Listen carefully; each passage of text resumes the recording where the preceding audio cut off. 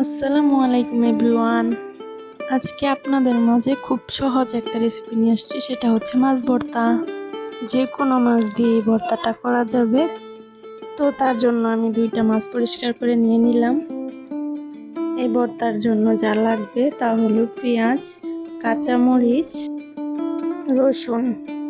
এখন আমি পরিষ্কার করা মাছগুলোকে 1 চামচ হলুদ দিয়ে দিব।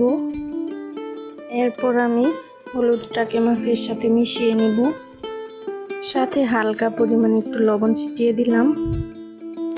এখন আমার মাছ মাখানো শেষ। তো মাছটাকে এবার তেলে ভাজতে হবে, তার জন্য আমি তেল দিয়ে নিলাম, মাছটাকে দিয়ে দিলাম তেলে। তো ভাজা হচ্ছে, এভাবেই ভাজতে থাকবো। তো মাছ ভাজার সাথে এবার আমি কাঁচামরিচগুলো ভেজে নিব। তো আমার কাঁচামরিচগুলো ভাজা শেষ, এখন আমি কাঁচামরিচগুলো নামিয়ে নিব। তার সাথে আমার মাছ ভাজাটাও শেষ, মাছগুলোকেও নামিয়ে নিব।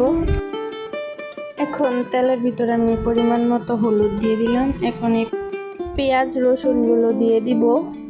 এরপর আমি এগুলোকে ভাজতে থাকবো। কিছুক্ষণ এগুলোকে এভাবে ভেজে নিলাম। ভাজতে ভাজতে এক পর্যায়ে আমার ভাজা শেষ হলো। এখন নামিয়ে নিব। তো নামিয়ে ফেললাম বাটিতে। এখন তো মাছগুলোর কাঁটা ছাড়িয়ে নিব। তো এভাবে আস্তে আস্তে মাছগুলোর কাঁটা ছাড়িয়ে নিলাম। তো এবার লবণ দিয়ে কাঁচামরিচগুলোকে মাখিয়ে নিব। এখন সবগুলো উপকরণ এভাবে মিশিয়ে নিব। তো হয়ে গেল এবার মাছ ভর্তা। ওয়াও, কালারটা কিন্তু চমৎকার।